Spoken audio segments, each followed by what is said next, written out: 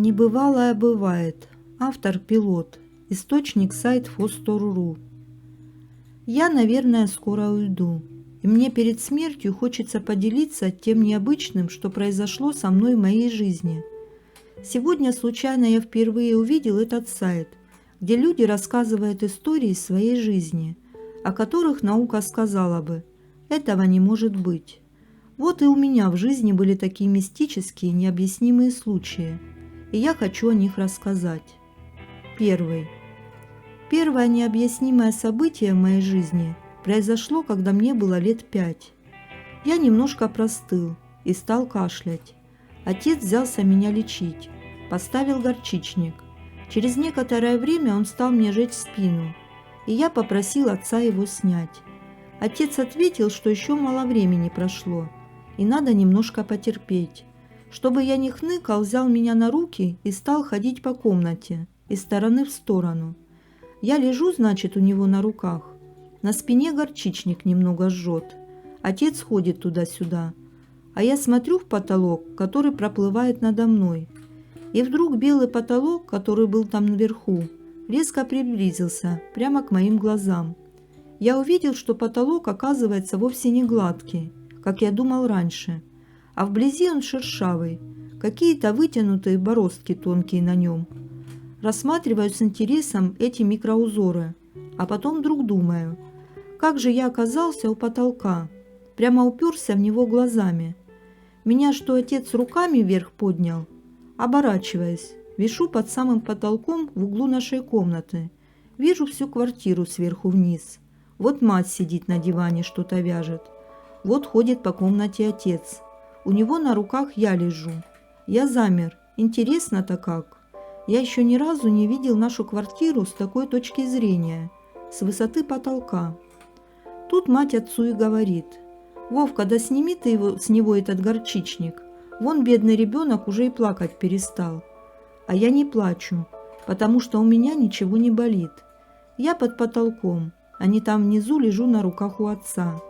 Отец еще немного походил и, смотрю, положил меня на диван, стал снимать горчичник, задрал вверх рубашку, а под ней полотенце, банное зеленое в полоску. Я его до сих пор помню, хоть прошло почти полвека. Вот увидел горчичник желтый, как отец начал его снимать, а он не отдирается целиком, а рвется полосками. И тут отец спиной заслонил мне этот горчичник, а мне интересно посмотреть, как он там отдирается, и я захотел увидеть дальше. И только захотел, раз и поплыл под потолком к дивану и оказался прямо над собой. Но как только я оказался над собой, меня как магнитом потянуло вниз, аж в ушах вроде как ветер засвистел. И внезапно резко изменилась картинка перед глазами. Я увидел красную спинку дивана и тут же почувствовал, как опять жжет спину. Я вернулся в свое тело. Маленький был. Я молчал про этот случай. Я просто не мог объяснить родителям, что со мной произошло. У меня просто слов не хватало. Потом, когда я стал старше, узнал, что человек – это душа, помещенная в тело, что могут быть выходы души из тела. Услышал про реинкарнацию. Мне было легче, чем другим понять, что все это так и есть на самом деле, а не выдумки. Ведь я это испытал сам. Лет 10 назад рассказал я все-таки про этот давнишний случай с нечаянным вылетом души из тела родителям. Не знаю, поверили они мне или нет. Второй удивительный случай произошел со мной тоже лет в 5. Мы с мамой возвращались с рынка. По дороге домой мать остановилась у овощного ларька. Он назывался «Ягодка», чтобы что-то там купить. У ларька была небольшая очередь. Мне стало скучно смотреть на нее, и я обернулся на дорогу. В нескольких метрах от меня стоял столб радуги. Он поднимался на несколько метров от земли ввысь и постепенно гас в вышине. Я замер, стою не двигаясь, смотрю, вдруг исчезнет. Но столб радуги не исчезал. Я подумал, а что будет, если я подойду ближе? Сделал шажок, не исчезает. Я еще шаг, еще ближе. Стоит радужный столб, не исчезает. Я подумал, Как мне повезло. Раньше я видел радугу вдалеке, а тут вот она, на расстоянии вытянутой руки. Стою, любуюсь разноцветным светом. Правда, немного удивила реакция людей. Недалеко стояла тетенька, смотрела в эту же сторону, но никакой реакции на это чудо у нее не было. Как стояла, так и стоит. Ни пальцем не показала на него, не сказала хоть бы что-нибудь. Я подумал, ну, люди взрослые, сдержанные. Да, наверное, видела такое не раз. Только много позже, став взрослым, я понял, что она его просто не видела. И другие люди, стоявшие неподалеку, смотрели на него, но радужный столб был для них невидим. А я вижу его. Вот он прямо передо мной. Я подумал, а что будет, если я войду внутрь радуги? Но в последний момент передумал. Честно скажу, немного побоялся. Мало ли что. Но руку внутрь протянул и увидел, как рука окрасилась разноцветным светом. Вот до этого момента я все хорошо помню. А вот что было потом, как он исчез или нет, почему-то из памяти стерлось. Не помню, что это было или кто это был. Может, и вправду ангел? История 3. У меня бабушка заговаривала. Так ничего особенного, грыжу там рожу. Детей ей приносили много. Она их заговаривала, чтоб не плакали. Как она говорила, это они у вас с глазу пропадают. Было мне лет 8-9. Как-то я обратил внимание, что у меня на руке какой-то пупырышек образовался. Долго я на него внимания не обращал, но заметил однажды, что он увеличивается. Я не знаю, бородавка, что ли, это была. Сказал матери, а она мне говорит, а ты ее заговори. Как это, спрашиваю. Обводи ее безымянным пальцем по кругу и читай Богородицу, молитву. Показала мне как, и я так и сделал. Первое время все смотрел, не пропала ли. Нет, не пропадала. И я забыл о ней. Уж не знаю, сколько прошло времени, но, наверное, не больше месяца. Однажды играю, и взгляд случайно упал на руку. Вижу, а бородавки-то нет. Только кожа на том месте чуть светлее, чем остальная. Вот так я сам себе бородавку свел. И потом всю жизнь, если у меня что-то где-то заболит, или ранка какая-то, или болячка, я себе сам заговаривал. И знаете, помогало. История 4. Моя мать и брат видели домового. Мать была маленькая, лет 7. Как-то раз поздно вечером возвращалась от подружки домой, глухим переулком. Вдруг слышит плач. Подошла к забору. Видит, стоит дедушка старенький с бородой, роста небольшого. Она спрашивает, «Дедушка, ты чего плачешь?» А он ей отвечает, «Дом скоро продадут». И зашел за угол. Прибегает домой, спрашивает у моей бабушки, «Мама, а что это за дед живет в том доме? Я вроде там всех знаю, а его вижу в первый раз». Бабушка расспросила ее и сказала, «Так это домовой был, а дом тут действительно скоро продали». Брату было лет 5. Он, как и все маленькие дети, боялись темноты. А вдруг там бабайка? Правильно? Как-то раз он поздно вечером захотел в туалет, а мы уже легли спать. А матери неохота было вставать, и она ему говорит, «Ну, ты же уже большой, сходи сам». И я тоже стала уговаривать брата пойти в туалет одному. Чего бояться-то? Уговорили. Он встал и пошел. Доходит до соседней комнаты, останавливается, стоит и вдруг и бегом назад к маме в постель бросился. Мы у него. Ты что? А он говорит, там под столом кто-то сидит, маленький с бородой, полупрозрачный, как из тумана. И хотя мне тоже страшно стало, я все же больше его был, да и не поверил. Встал, включил свет, осмотрел всю квартиру. Ну, естественно, никого. Но брат потом долго помнил этот случай. И когда он стал уже взрослым, я спрашивал его об этом. И он мне говорил, что он ничего не придумал. Действительно, дед какой-то сидел под столом. История 5. Было мне лет 10. Жили мы в 5-этажке. И вот однажды у соседей под нами с 4-го этажа погибла дочь в аварии. Было ей лет 16, молоденькая совсем. Поехала с одним пареньком кататься на УАЗике, а он, видно, перед ней полихачить захотел и врезался в автобус. Оба насмерть. Привезли ее из морга уже в гробу. Я зашел с матерью один раз. В комнате гроб стоит на табуретках, рядом мать ее сидит, плачет. Больше в доме никого. Отец ее в это время в рейсе был, в море. Утром мне мать говорит: «А нам ночью кто-то звонил, под утро уже, часа в 4. Ты не слышал?» «Нет, — говорю, — не слышал». И попросил ее в следующую ночь разбудить меня, если позвонят опять. В следующую ночь я проснулся сам, не пойму от чего. Вроде все тихо. Так что же меня разбудило? Звонок. Мать говорит: «Слышишь?» Опять звонок. Я встал. На часах 3 ночи. Отец на диване пьяный лежит, ничего не слышит. Осторожно на цыпочках подкрался к входной двери. Приложил ухо к щелке между косяком. Слушаю, кто там. Слух у меня тогда был отличный. Я, сидя на 5-м этаже на диване, слышал, как на 1-м хлопала дверь, и тяжелые шаги в кирзовых сапогах. Это отец возвращался с работ со стройки. А сейчас тишина абсолютная, звонок. А за дверью ни шороха. Человек так стоять не может. Он вздыхает, топчется на месте. Слышны легкий топот шагов по лестнице бетонной, звук открываемой двери и тому подобное. А тут тишина за дверью гробовая, звонок. Господи, да кто там хочет ночью к нам войти?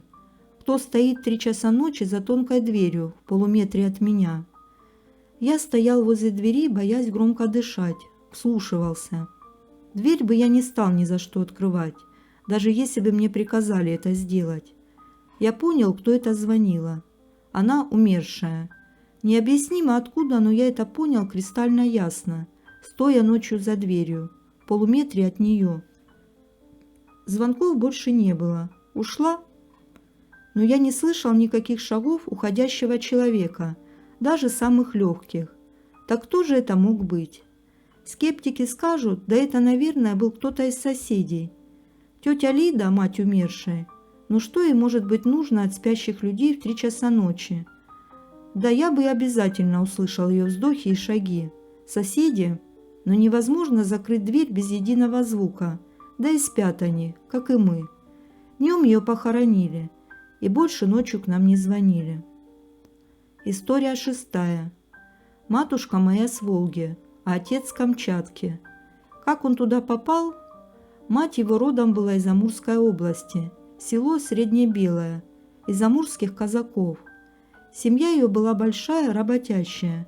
Дом у них был большой, на 3 окна, хозяйство, лошади, коровы, разная прочая живность в большом количестве.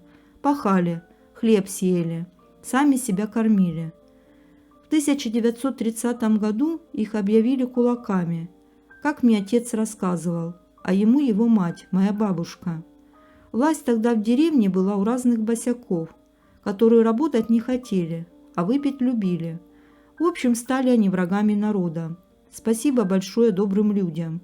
Ночью в окошко постучали и сказали: «Уходите, утром за вами придут». И они ночью, что могли унести с собой в руках, завязали в узелки и бегом на станцию. Там сели в поезд до Благовещенска.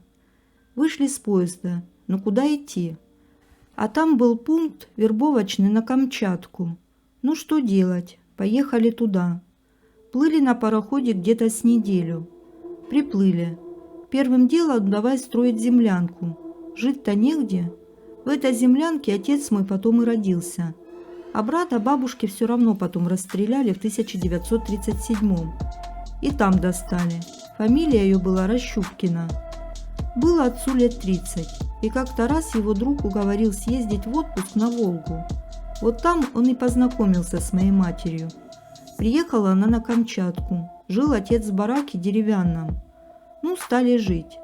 А отец нравился там одной даме, и она его частенько приглашала на рюмку чая. И как-то мать их застала вдвоем. Слово за слово, до драки дело дошло быстро. Матушка у меня боевая. А та, обидевшись, побежала к колдунье. В тот день она работала на почте до обеда, но сменщица не пришла, и ей пришлось работать до самого вечера. Вечером приходит домой. Что такое? Перед входом в барак земля какая-то рассыпана. А через некоторое время она стала болеть. А уже мной была беременна. Похудела сильно. От ветра, как она говорит, шаталась. Уже потом узнали. Бегала соперница к колдунье, просила сделать насмерть, чтобы отец мой с ней остался. И за деньги она согласилась на это. Велела ей набрать земли с могилы и ей принести, чтобы она ее заговорила, а потом рассыпать землю у входа. А отца приворожить дала вино заговоренное. Но он все равно с ней не остался. Вот только отец, который раньше не пил, стал пить запоями. Месяц пьет, месяц нет. И так всю жизнь почти, как свинья в грязи по подъездам валялся. Придет с работы пьяный в усмерть, мать на работе. Свалится у порога, обоссытся, облюется, вонь в доме. А я маленький смотрю на него и не знаю, куда деться.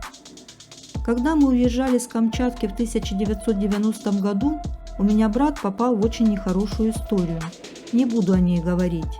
И ей дали адрес одной бабки погадать, что там будет. Мать к ней пришла, а она ей говорит: «А я тебя знаю. Я тебе 25 лет назад делала порчу насмерть». И рассказала матери эту историю. «А ты вот жива осталась, видно. Бог тебя сберег». И рассказала ей о будущем. Так все потом и случилось, как она сказала. А напоследок говорит: «Я ведь сама с Саратовской области. Если бы знала, что и ты тоже, не сделала бы тебе порчу». Уже когда мы переехали на Волгу, я ходил к одной бабке. Она мне сказала, что на нашей семье порча, и мне надо с матерью к ней прийти на отчитку, только обязательно вдвоем. Я к ней сходил. Она меня отчитывала через цветки хмеля, обтирала ими, что-то говорила не по-русски. Она была татарка. А на следующий раз пришел, она мне говорит: «Извини, пожалуйста, но я больше не буду тебя отчитывать». Пошла в магазин, а за мной как будто кто-то идет и мотает меня из стороны в сторону. Мне плохо стало. Видно, тебе насмерть сделали. И больше я к ней не ходил. А потом я слышал, что она с ума сошла. Вот такая жизнь вышла у нашей семьи. История 7. Как-то вечером брат прибегает с улицы домой. Вижу, чем-то испуган. Обычно спать поздно ложится, а тут даже не поел и сразу спать. Утром мне рассказывает: пошли они с 2 друганами в подвал в карты играть. Ну, поиграли. Потом достали клей-момент и стали нюхать. Была тогда такая мода в конце 80-х годов у молодежи. Нанюхались и сидят балдеют. Вдруг прямо из стены на них выходит женщина. Волосы черные, глаза страшные, горят аж. Вот точь-в-точь, как на картах пиковая дама. Схватила брата за горло и говорит: «Прекрати нюхать, иначе сдохнешь здесь». Они все втроем как ломанулись из этого подвала. Галлюцинации? Но почему тогда ее видели все трое? А нюхать клей брат перестал. История 8. Было мне лет 10. Мы с семьей тогда жили на Камчатке и летом приезжали в отпуск к бабушке на Волгу. И в один из вечеров за чаем я с бабушкой разговорился про ее жизнь. Рассказывала мне разные случаи из своей жизни. Было это в 30-х годах. У бабушки было 2 сына, погодки, Борька и Лёшка. А вот когда Борьке было лет 7-8, заболел он менингитом и умер. Ну, похоронили, поминки, гости разошлись, посуду помыли, убрались, устали и спать улеглись пораньше. Только улеглись, еще не уснули. Вдруг бабушка слышит за окном шаги. Кто-то пробежал. Камушки посыпались на дороге. Щеколда на калитке щелк. По приступкам топ-топ-топ, стук в дверь. И голос Борьки: «Мам, открой!» Я спрашиваю бабушку: «Бабуль, ну а ты что?» А бабуля ответила ему: «Боренька, мы не можем тебя пустить, ты умер. Твое место на кладбище». Он заплакал и ушел. Началась война. Мужа бабушки сначала на фронт не взяли. Он работал на цементном заводе, и у него была бронь. Но в начале 1942 года бронь сняли и забрали его в армию. А месяца через 2 пришло извещение: пропал без вести под Харьковом. Бабушка побежала к знахарке-соседке. Она ей сказала: «Придешь к полуночи с обручальным кольцом». Ну, приходит. Знахарка зажгла свечи, налила в стакан воды и положила туда это кольцо. И стала шептать на воду. И через какое-то время говорит ей: «Смотри в стакан». Бабушка заглянула в него и видит в воде, как она потом мне сказала, как в телевизоре маленьком, только тогда она про телевизоры не знала. Отражается картинка. Муж стоит, рядом другие солдаты, худой, рваная одежда. Знахарка ей сказала: «В плену он, не вернется, можешь не ждать». Столько лет прошло, а о нем ни слуху, ни духу. Знаем о его судьбе только со слов этой знахарки. История 9. Дядька у меня женился поздно, на деревенской. Жили неладно, без любви. Скандалили частенько. Как-то вдруг у него случился припадок. Пришел с работы 5:30 и упал. Руки, ноги дергаются, пена изо рта пошла. Эпилепсия. Очнулся, ничего не помнит. И так стало каждый день. Ровно 5:30 начинался припадок. А раньше ничего подобного у него никогда не было. И было так примерно месяц. Родные ничего понять не могут. Однажды мать стала взбивать подушку и вдруг видит, из подушки, на которой спал мой дядька, вышла игла. Большая цыганская. Она мне потом рассказывала. Мне как будто кто подсказал: иди на перекресток и брось эту иглу через левое плечо. Она так и сделала. Вот приходит с работы ее брат. Время 5:30. Все сидят, ждут, когда припадок начнется. Время 6. Ничего. 6:30. Ничего. И больше припадков не было. А сделала так для него его жена. Жить с ним не хотела. А так причина появилась, чтобы развестись. Ездила она в свою деревню, а там соседней, я рыкла, бабка жила одна. Вот она ее и научила, как сделать на иглу. Родня моя пригрозила ей, что если она и впредь будет плохое делать своему мужу, то ее изведут. А было все это в начале 60-х годов. 10 история. Я одно время работал на базаре грузчиком. Как-то пришел КамАЗ с мешками сахара, а нас 4 человека всего. Пока разгрузили, пришлось потаскать. Пришел домой. Чувствую, в пояснице болит, в позвоночнике. Думал, пройдет, устал просто. А вот нифига, не проходит. Болит не сильно, но все время. Ночью ворочаюсь. Ищу положение, чтобы не болело. Утром встаешь не отдохнувшим. И днем спина все время болит. Промучился я так 4 года. А потом судьба меня забросила в город Балаково, где я там работал, к делу не относится. Но однажды в выходной решил я сходить на Волгу, просто прогуляться. Есть там такой район, Мамайка называется. Дошел до реки, прогулялся по бережку, устал. Смотрю, у самой воды дерево растет. Корни у него подмыло так, что они образовали как бы сиденье. Решил на этих корнях посидеть, отдохнуть. Ну, сел, спиной к стволу прислонился. Думаю себе про жизнь. Что-то в последнее время она у меня какая-то грустная стала. Не складываются дела. Сидел так минут 10-15. Думаю, ну что, надо идти домой потихоньку, потому что прохладно было. Встал, пошел. Иду, и вдруг понял. А спина-то у меня не болит вообще. Иду осторожно, за спину держусь. Думаю, ну сейчас, наверное, заболит. С тех пор 14 лет прошло. До сих пор не болит. Дерево вылечило. Спасибо тебе, дерево. А их на спички рубят. История 11. Работал я тогда сторожем сутки через 2. И как-то раз прихожу на работу, а у нас во дворе кошка с котятами. Кто-то подкинул, видать. Так уже было несколько раз. То щенка подбросят, то котенка. Ну, я кошек люблю и быстро с ней подружился. То что-нибудь вкусненькое дам, то заберу к себе на пост, чтобы не мерзла. Поглажу, ушки почешу. Не все так с ней обходились. Кто-то и выгонял на улицу. Как-то раз после сильного снегопада я чистил от снега дорожку возле стены двухэтажного здания. Чищу себе и чищу. Вдруг откуда-то подбегает ко мне эта кошка и давай мяукать. Орет и орет. Да что такое? Что ей нужно от меня? Воткнул в снег лопату, пошел за ней, куда она меня зовет. Только отошел, вдруг слышу наверху какой-то шорох. И потом бабах, аж здание вздрогнуло. Оборачиваясь на то место, где я только что стоял, со всей крыши снег съехал. Лопаты нет, снегом сбила и засыпала. Да так завалило, что двери было невозможно открыть. Народ оттуда стучит и кричит: «Ты как там, живой?» Долго я потом проход к двери откапала. А если бы не кошка, не пришлось бы мне откапывать. А кошку эту начальство потом велело убрать с территории. И ее завхоз куда-то увез. Спасла меня. Я помню ее до сих пор. Даже не знаю, как ее звали. История 12.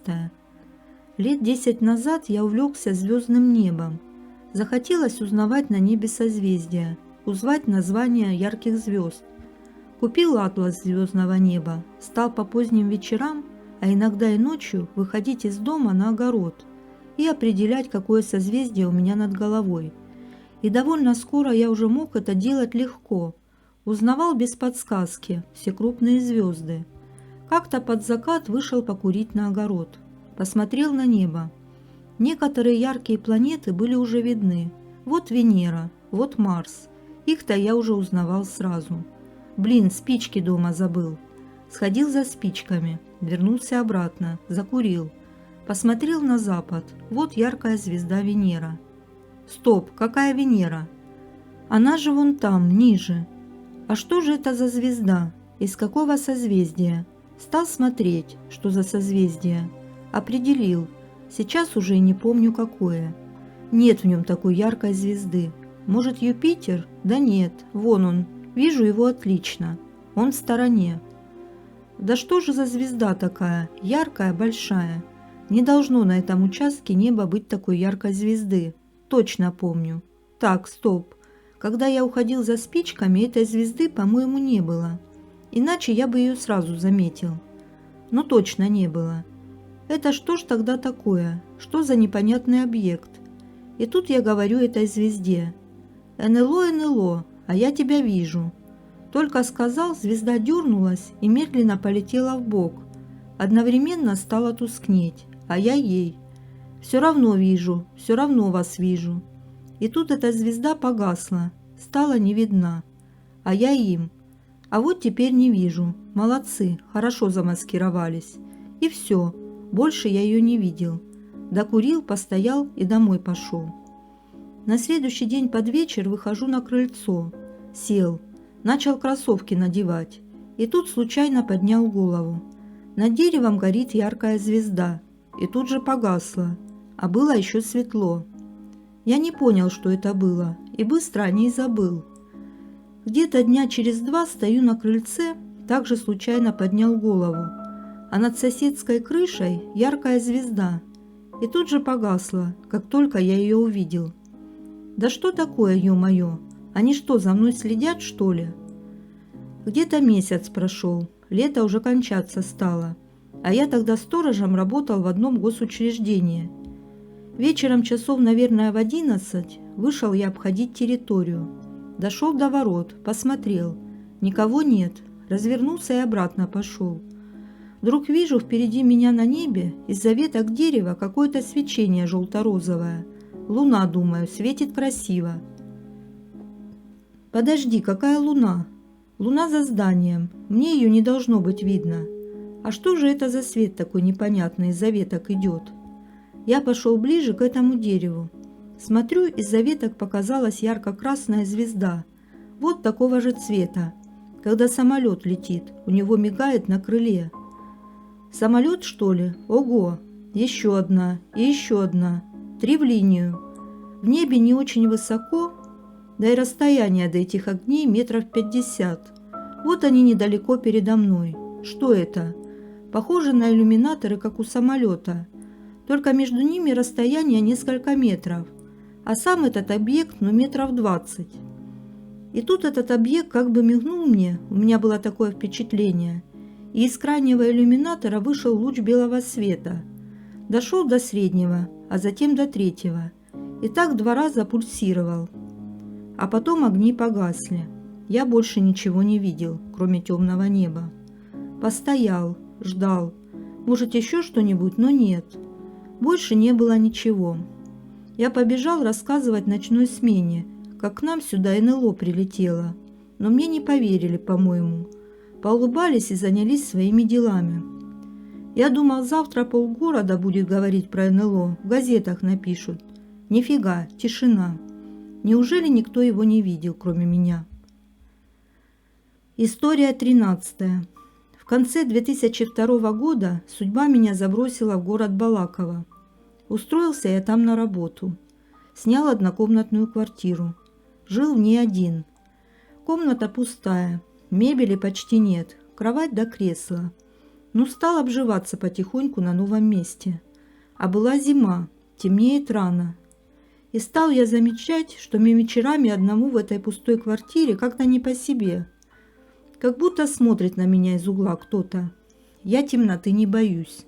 Наоборот, люблю посидеть один в темноте без света. А тут почему-то страшно мне становится. Четкое ощущение, что смотрят мне в спину. Я, конечно, сам себя успокаиваю. Говорю, что просто это мне кажется. Потому что один я в пустой комнате. Потому что темно и тому подобное.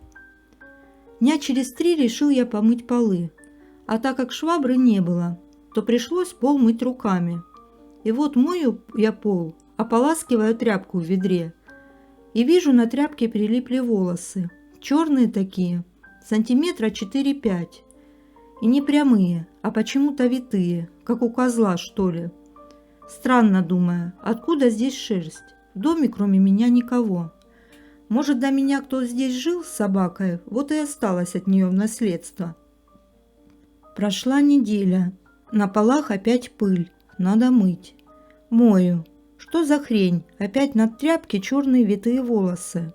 Но кроме меня здесь же не было ни собак, ни людей. Ночью вдруг проснулся. Поднимаю голову, смотрю.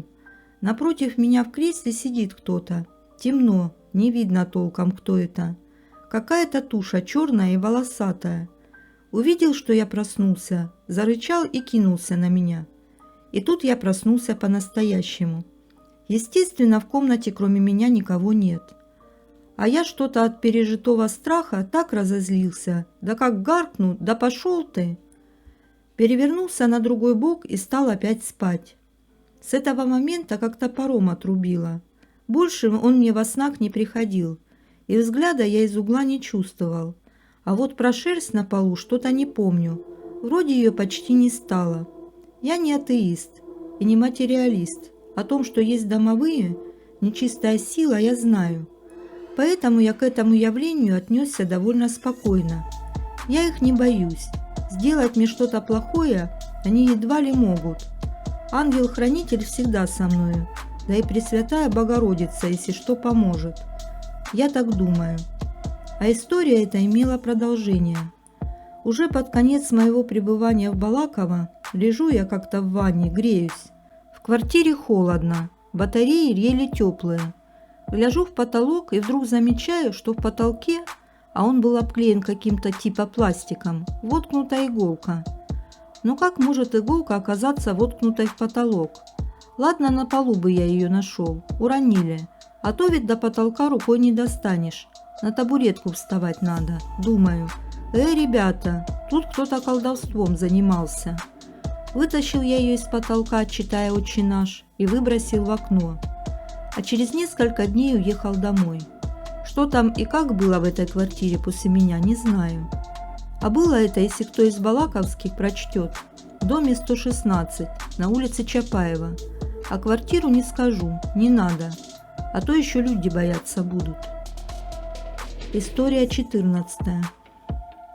Бабушка у меня умерла в 2004 году. Поехали на кладбище хоронить. Когда ее похоронили, я дождался, когда все уйдут. Подошел к ее могиле и говорю: «Бабуль, возьми ты меня к себе, ради Бога. Устал я жить на земле». У меня тогда что-то жизнь не ладилась, одинокая, без радости и смысла в общем. Никаких перспектив я не видел. Осточертело все. И хотелось уйти на дембель. Через 7 дней 1 декабря вечером, сидя на кухне, я вдруг резко почувствовал себя плохо. Заболела голова, затошнило. Думаю, ну переел чего-нибудь, обожрался макарон с маслом, а я жирную пищу плохо переношу. Надо идти спать ложиться, к утру пройдет. Утром мне еще хуже. Затылок болит, открываю глаза, стены плывут в бок, я за этими стенами поворачиваюсь и падаю. Пока лежу нормально. Как только голову приподниму от подушки, рвота одной желчью, потому что желудок пустой уже. И с глазами что-то неладное. Не могу сфокусироваться на предмете. Глаза в разные стороны разъезжаются.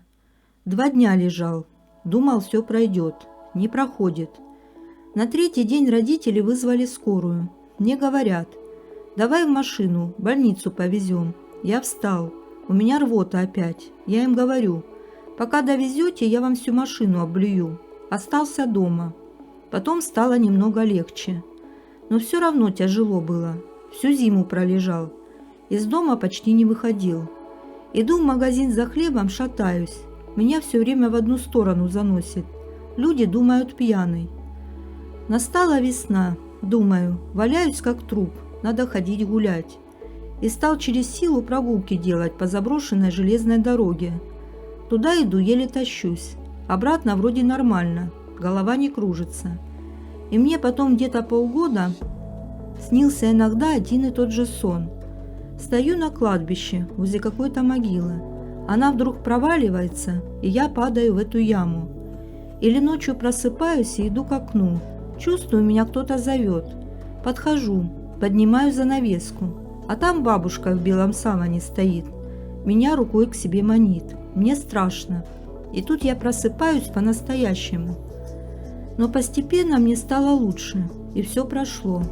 Я знаю, мать за меня сильно переживала. Все молилась тихоря, и свечки в церковь ходила ставить за мое здоровье. Это она мне уж потом рассказывала. Отмолила, жив остался. Так что ребятишки покойников просить, чтобы забрали к себе, опасно. Могут и забрать. Не шутите с этим. История 15. У нас на работе год назад девушка одна умерла. Ну как девушка, лет 40, но для меня молодая. Когда похороны были, я прийти не смог, работал. А потом в выходной пошел на кладбище к ней. Расстроила сильно меня ее смерть. Много лет ее знал. Рядом работали, сын первоклассник остался. Мужа у нее не было. Выпил с горя, врать не буду. Нашел я ее могилу, посидел, поплакал. Пьяный, что возьмешь. Уходя, погладил фотографию ее на кресте. Сказал: ну что ж ты так, сын ведь остался, а ты умерла. Ночью проснулся от того, что кто-то меня поцеловал в щеку. Открыл глаза, никого. И я опять спать. Опять поцелуй в щеку, уже в другую. Тут я проснулся окончательно, встал, никого. Посмотрел на часы. Время было ровно 3 часа ночи. Все, что я здесь написал, было на самом деле. Это действительно происходило со мной или с кем-то из нашей семьи. Вы только не подумайте, что у меня всю жизнь было только плохое и страшное. Нет, было и счастливое, и смешное. Всякое было. Придумывать, обманывать вас незадолго до ухода. Туда у меня нет никакого желания. Ну а если кто-то не поверит, ну что ж, это его право, я не обижусь. Желаю всем счастья. Сбереги вас Бог. Смерть бабушки. Автор Екатерина. 4 года назад умерла моя бабушка, с которой я и проживала. Возвращаться жить домой к родителям у меня желания не было, так как только с бабушкой были идеальные отношения. Смерть бабули стала для меня сильнейшим потрясением. Первые дни было очень трудно возвращаться домой, где ее больше нет. По вечерам я включала на полную громкость ее любимый сериал и уходила принимать ванну. Иногда мне даже казалось, что все как раньше. Прошло больше недели, и я начала безумно скучать. Плакала, просила в пустоту вернуться, подать хоть какой-то знак. Но все было тщетно. Еще через пару месяцев семейным собранием было решено сдать жилье квартирантам. К тому же была хорошая семья дальних родственников, которые искали жилье. Как-то гуляла я мимо нашего с бабулей дома и очень захотелось туда зайти.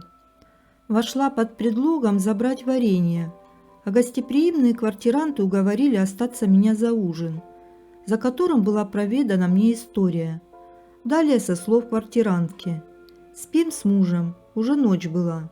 Тут мне снится старуха, волосы белые по плечи. Стоит надо мной и дышит тяжело. Я даже почувствовала запах старого тела и сырой земли, а пошевелиться не могу. И так страшно стало. А она ко мне руки холодные тянет и улыбается так злостно. Закричала, муж разбудил. А утром нашли разбитый вдребезги телефон. К слову, лежал он на тумбе и упал на мягкий ковер. Да и как он мог упасть и так разбиться, если никто его не трогал? Я сама видела тот телефон. Впечатление, будто по нему молотком били. Но большого значения этой истории я тогда не придала.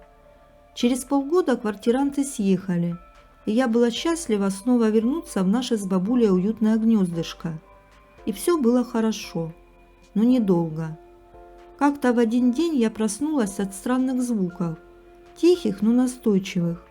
Время было 5:30 утра. Сначала показалось, что кран капает. Проверила и в ванной, и в кухне, но было сухо. Тогда я начала искать источник шума.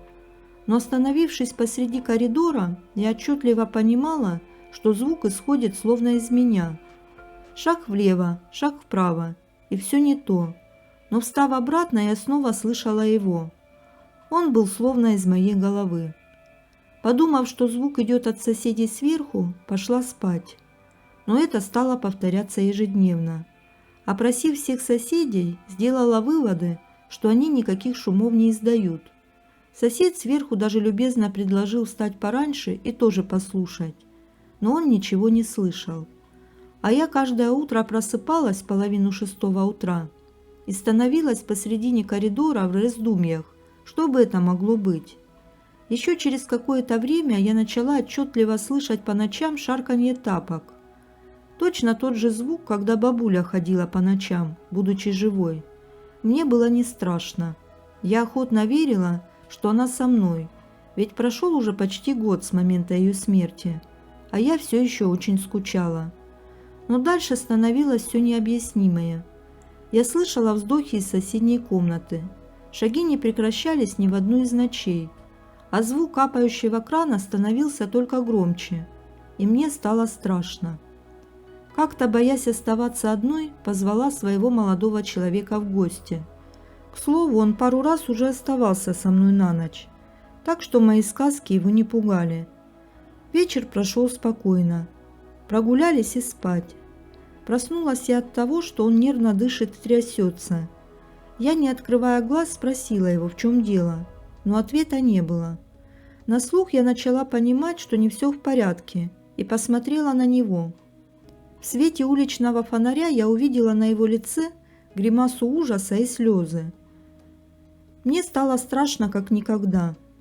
Я забилась в угол и криком просила его включить свет, но он не реагировал. Пришлось сделать это самой. На него было страшно смотреть. Бледное лицо, холодный пот, широко открытые глаза, слезы, дрожь во всем теле, синюшные губы. Разговаривать со мной он не стал. Через несколько часов, когда он немного отошел, мы пошли пить чай. И я увидела на его голове клок седых волос, но ничего не стала говорить, решила отложить до утра. Он пытался утром рассказать, но не смог. После той ночи он отказывался даже входить в квартиру под любым предлогом. Время шло, страсти в квартире не утихали. Но я убеждала себя, что мне все кажется. Но с каждым разом я убеждалась, что все-таки нет. В один из летних вечеров я вышла из душа и увидела на стене в зале огромную саранчу. Из-за боязни насекомых пришлось собрать вещи и уйти в другую комнату, даже не выключив свет. Надо было что-то делать, ведь сама саранча не уйдет из квартиры. Хотя как она туда попала, я совсем не могла понять. Пришлось обзванивать друзей, так как с молодым человеком мы уже расстались. После той ночи он все больше и больше отдалялся от меня, отказывался смотреть мне в глаза, а когда я заставляла, то его начинало трясти. Согласился только один. К 3 часам ночи друг позвонил и сказал, что уже едет и возле дома, и видит мои окна. Я подошла к окну. И тут я остолбенела. Я увидела на земле 2 прямоугольника света от окон. В одном стояла тень. Это была я. А во втором будто что-то танцевало. Да-да, именно танцевало. Я пыталась прислушаться, но была тишина. А в отражении я отчетливо видела большую движущуюся из стороны в сторону фигуру. Мне ничего не оставалось, как выскочить из квартиры на улицу. Друг мне, конечно же, не поверил. Саранча была поймана и отпущена на волю. Друг был накормлен, а я очень хотела спать. Наутро друг много курил и мало разговаривал, и больше в этой квартире не появлялся. Я стала реже оставаться там на ночь, все чаще у родителей, где я чувствовала себя защищенной. И каждый поход к бабуле становился для меня пыткой. Я боялась. Я очень боялась того, что там происходит. Это все доходило до абсурда.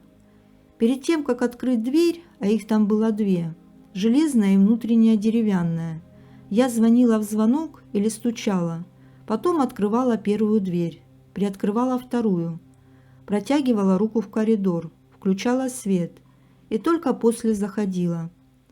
Находиться там мне было все тяжелее и тяжелее, словно что-то выталкивало. Уходя, я старалась как можно громче включать музыку в наушниках, чтобы, запирая, не услышать ничего, что может там быть. Я также боялась смотреть в окна. Я помню последнюю ночь там.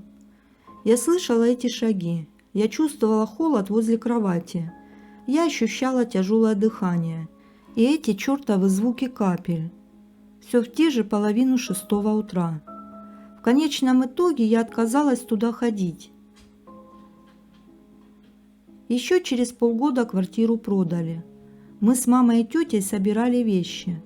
Я забирала все бабулины книги на память, чтобы их не выкинуть, и пыталась найти своего плюшевого медведя, которого она очень любила, и иногда даже спала с ним, когда я ночевала у родителей. Поиски не увенчались успехом, и пришлось спросить у мамы, на что она сказала, что медведь в мусорном мешке. Я без разбора начала скандалить, но мама молча вытащила этого медведя, а когда я замолчала, округлив глаза, сказала, что нашли его под кроватью, вот в таком состоянии, и что я могу его забирать, если в силах привести его в божеский вид. К слову, медведь был с оторванными лапами, которые болтались на ниточках. Живот распорот, глаза не было. Как он попал под кровать и что с ним случилось, я не знаю. Ведь никого, кроме меня, в квартире не было. Бабушка периодически мне снится, но не было ни одного хорошего сна. Во сне я почему-то на нее всегда кричу, выгоняю ее, а она тянет ко мне руки и плачет. Что происходило в этой квартире и почему я до сих пор не понимаю и не могу найти логичное объяснение. Черт. Автор Примари. Было это в 1984 году. Я тогда служил в армии свои первые полгода, в Уссурийске. Как-то заступил дневальным. День прошел, наступил вечер, команда отбой. Народ в казарме в основном завалился спать. Кто-то и после отбоя какое-то время занимался своими делами. Брился, мылся, подшивался, гладился. Чтобы к утренней поверке все было чики-чики. А то люлей от начальства можно было отхватить. К часу ночи и последние угомонились. Вроде тишина, все в койках спят, никто не ходит. Я один не сплю, стою на тумбочке, дом родной вспоминаю. Стоял, ноги болят. Дай, думаю, сяду, хоть ноги отдохнут. Все равно же никто не видит. Сел на пол, спиной к стене прислонился. Над входной дверью часы висят. Смотрю на них, время 3 час ночи. Спать я не спал. С этим было строго у нас. Проверить в любой момент могли, как дневальный службу тащит. Застукают спящим, не обижайся. Люлей огребешь по полной программе.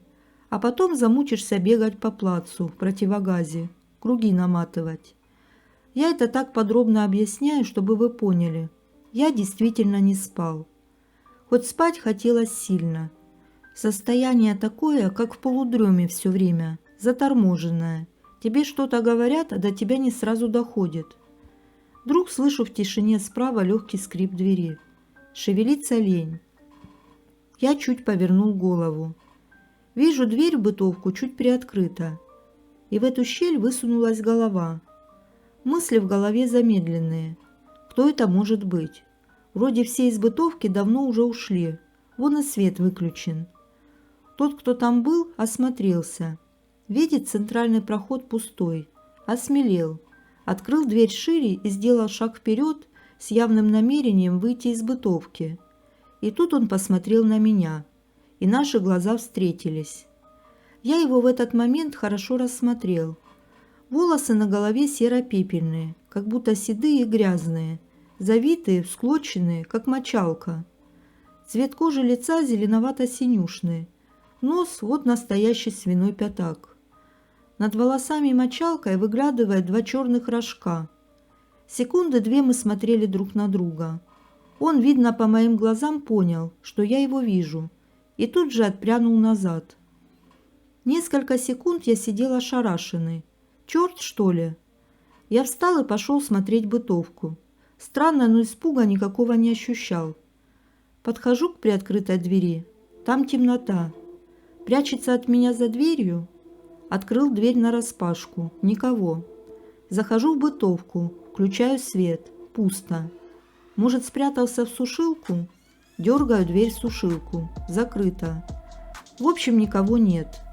Я вернулся на тумбочку и стал думать, как же чертям удается жить рядом с нами в казарме и быть невидимыми. А черта того мне жалко. Я бы не советовал ему попадаться на глаза солдатам. Никто бы его не испугался. Забили бы кирзачами. Нравы в советской казарме тогда были жесткие. Пропадающие люди. Автор Примари Кей. Источник сайт Foster.ru. Не знаю даже, как это назвать, но у меня люди на глазах пропадать стали. За апрель уже 2 насчитала. Крыша едет, что ли? Первый раз случился, когда я стояла на крыльце на работе, курила и созерцала окрестности. Мимо по дорожке шла бабка, классическая такая, с тележкой. Медленно шла, не торопилась. Мне с крылечка отлично все просматривалось в радиусе 300 метров. Бабка прошла мимо меня. Зашла за припаркованный рядом с крыльцом рейндж-ровер. Он на время должен был скрыть ее от моих глаз. И не вышла. Ни с той стороны, откуда, по идее, должна была выйти, ни с обратной, вообще ниоткуда. Зашла бабка за машину, и нет ее. Я постояла. Решила, что, может, старушке поплохело. Лежит она там, бедная, помощи ждет. Спустилась, обошла автомобиль. Нет бабки. Походила по окрестностям. Тоже ничего подобного. Вот куда она делась. Второй случай произошел на прошлой неделе, вечером в час пик. Я шла в толпе к эскалатору. Передо мной медленно шел огромный такой дяденька, приметный такой, седой полностью и с огромной красной сумкой. Дядька зашел на эскалатор. За ним и передо мной вклинился парнишка. Следом я. Поправила рюкзак, подняла глаза. Нет этого дяденьки. Парниша стоит, другой народ стоит. Ступени почти все заняты, а дядька пропал. Проморгалась, не помогло. Я и головой крутила, и чуть не подпрыгивала на ступенях. Ничего похожего на приметную седую голову и красную сумку ни на моем, ни на соседнем эскалаторе не было. На выходе с эскалатора и метро опять просканировала визуально все видимое пространство. Дядьку не обнаружила. Вот как это понимать? Что бабка, что мужик, ну ни разу не спринтеры. чтобы в доли секунды сгинуть с моего поля зрения, тем более на битком забитом эскалаторе. Перевал и стук копыт. Автор Матиска. История не моя. Буду писать от лица моего хорошего друга.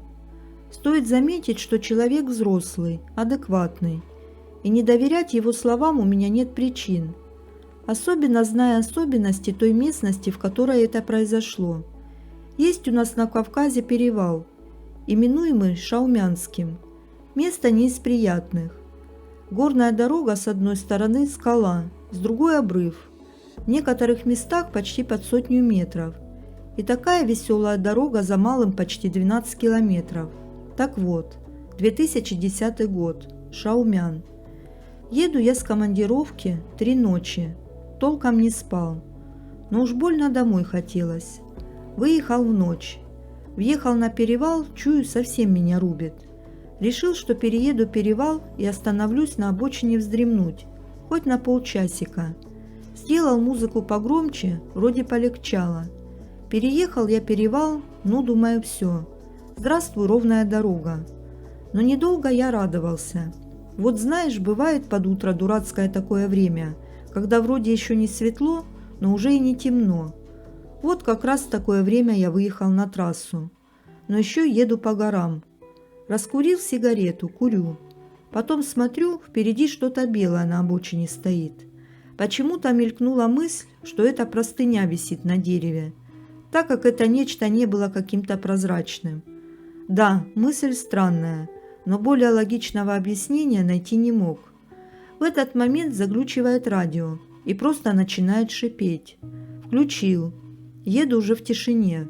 Подъезжаю ближе. Смотрю, девушка стоит. По стереотипам ужастиков вроде как должна быть в свадебном платье, но нет. Какое-то белое тряпье, действительно похожее на простыню. Хотел притормозить, вдруг чего случилось. Места-то глухие. Но начав тормозить, почему-то появилось жуткое чувство страха. И я дал по газам. Приехав мимо, заметил, что данная особа проводила меня пристальным взглядом. И тут слышу с улицы. Тепло, окна открыты. Нагоняющий меня стук копыт.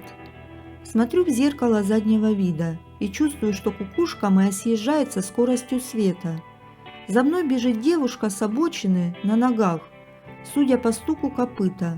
На голове капюшон, лицо человеческое, но искажено дикой гримасой, глаза черные, выпученные, рот открыт и весь в крови. В этот момент я вспомнил и боженьку, и маменьку. Единственное, что пришло на ум, это «Отче наш». Нечто отстало. Как я доехал до дома, не помню. Но теперь в те края я езжу исключительно через Краснодар. Да дольше. Но в район перевала меня не затащить, только если занаркозить. Во время рассказа было выкурено 3 сигареты. Волосы вставали дыбом у обоих. Что это было, мы не знаем. Да и друг не особо интересовался этим. Ему хочется это забыть.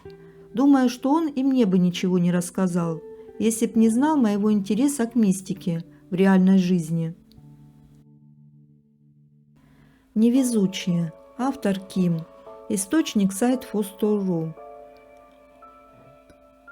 На сайте часто появляются истории про порчу из глаза. Вот несу и я еще небольшую капельку в общий поток. В истории нет явной мистики, нет привидений, нет домовых. Это история одной семьи, а происходило все на моих глазах. Происходило все это в 90-х годах прошлого века, в одной из деревень Беларуси.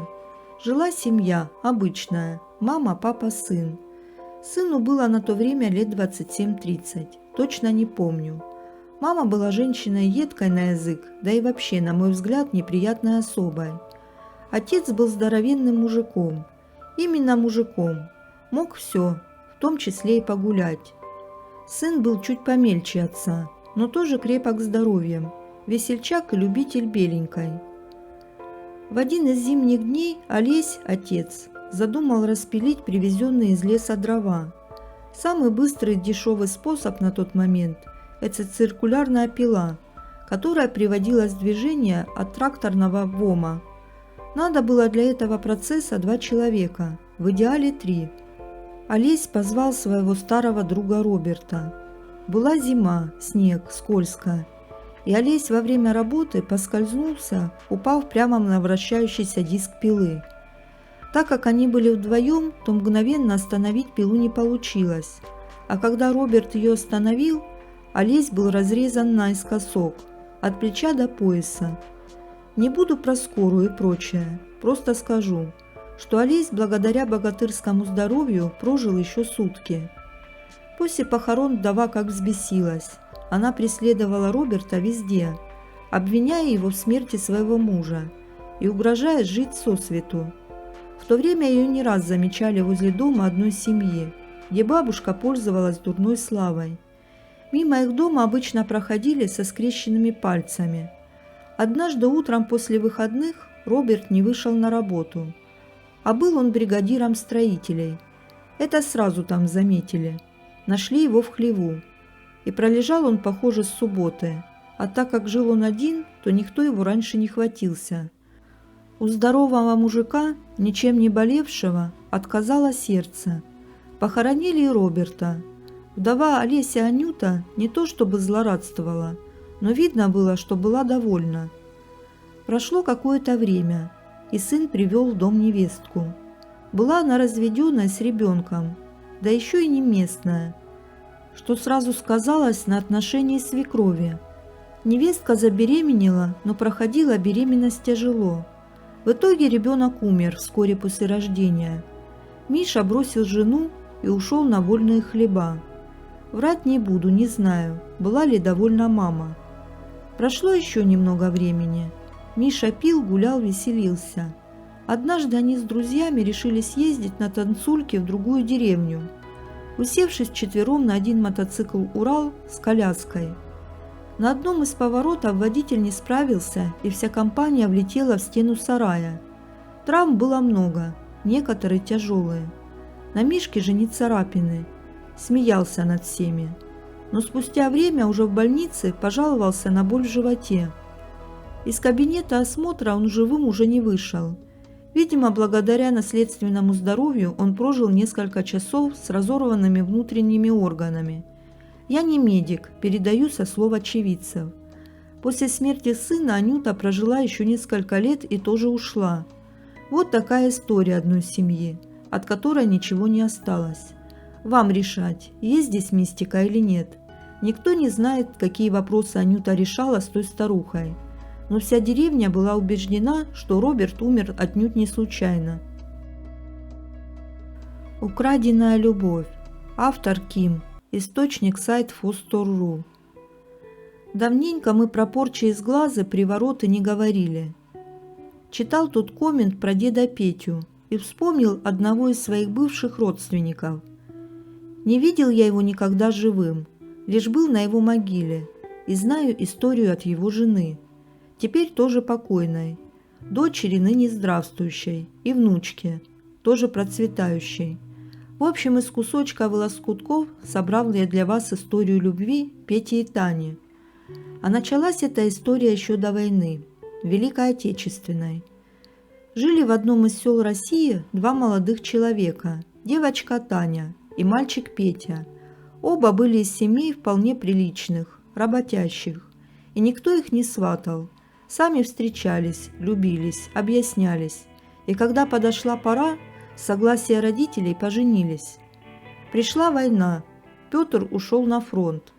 Татьяна работала в тылу и ждала, детишек тогда еще не было у них. Всю войну прошел Петр. Вернулся домой, еще не до конца излечившийся от ран. И Татьяна его выхаживала, долечивала. В 1948 родилась у них дочка долгожданная, в которой оба души не чаяли. Петр уже вполне окрепший, давно работал в местном совхозе кузнецом.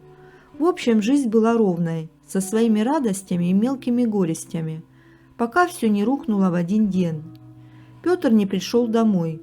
Еще ничего не зная, думая, что приключилось чего, Татьяна прождала мужа всю ночь. Но на следующий по селу поползли слухи, что Петр бросил семью и ушел жить к другой. На селе все это переносится иначе. Татьяна какое-то время и носа не высовывала со двора. Все новости ей приносили соседки. Петр же не пришел даже за своими вещами. Жил у Марии, овдовевшей во время войны. Но это не город, все равно приходится встречаться. Не в магазине, так в сельсовете или на почте, а то и просто на улице. Татьяна была глубоко верующей, не терявшей веры и в те годы. Она не проклинала изменников и не устраивала скандалов, просто устранилась, воспитывала дочь одна. Но однажды ночью в окошко постучали знакомым перестуком, и сердце у Татьяны забилось сильнее. Открыла дверь, на пороге стоял Петр, знакомый и родной, но в то же время неузнаваемый. Столько муки было на его лице. Машка в город уехала к сестре, вернется лишь завтра к ночи. Только так вот и могу с тобой поговорить, пока ее рядом нет. На одном дыхании проговорил Петр. Проговорили они всю ночь. Петр рассказал, что пару раз всего и поговорил с Марией, когда она приходила в кузню с просьбой починить какую-то домашнюю утварь. Но после этого стало его тянуть к ней неудержимо. Как только ее увидит, забывал про все. Про семью, про маленькую дочь. Видит только ее. А она совсем зачастила к кузнецу, принося всю новую работу. Так, словно в тумане, и ушел к ней. И рассказал еще Петр, что как только она отлучается, то словно спадает с него это. И мучает тогда тоска. Вот и теперь не выдержал, прибежал ночью, как вор, чтобы хоть дочку увидеть поближе. Не поверила ему Татьяна тогда, сказав, что Бог им судья. Живите как можете, но ко мне больше не ходи. Шли годы. Дочь Петра и Татьяны вышла замуж и уехала в город. У Петра с Марией тоже были дети, чуть моложе, сын и дочь. Дочь родилась с пороком сердца. Не совсем инвалид, но жизнь была неполной. С мужчинами ей не везло, они у нее не задерживались. Обманывали, уходили, не попрощавшись. Хотя женщина она была симпатичная и добрая. К 50 годам она пришла старой девой, ни разу так и не сходившей под венец и с окончательно расстроенным здоровьем. Сын пошел по военной стезе, закончил училище, стал офицером, но те же проблемы. Катастрофически не везло с женщинами. Уже в довольно зрелом возрасте он наконец женился. Контрактником ездил несколько раз в Чечню. Просто зарабатывал деньги на квартиру. Ни одной царапины. Купил квартиру, но недолго длилось счастье. Жена подала на развод. А квартиру он оформил на нее. Не помню, из каких там соображений. И делить при разводе не стал. Уехал жить в село к сестре. Петр пережил Марию на несколько лет, но к Татьяне уже не приходил, помня ее слова. Лишь от соседок она узнавала, что сдал он сильно, что печальный всегда и редко появляется на людях. Могу лишь добавить напоследок, что у Татьяниной дочери жизнь сложилась вполне удачно. 2 детей, внуки.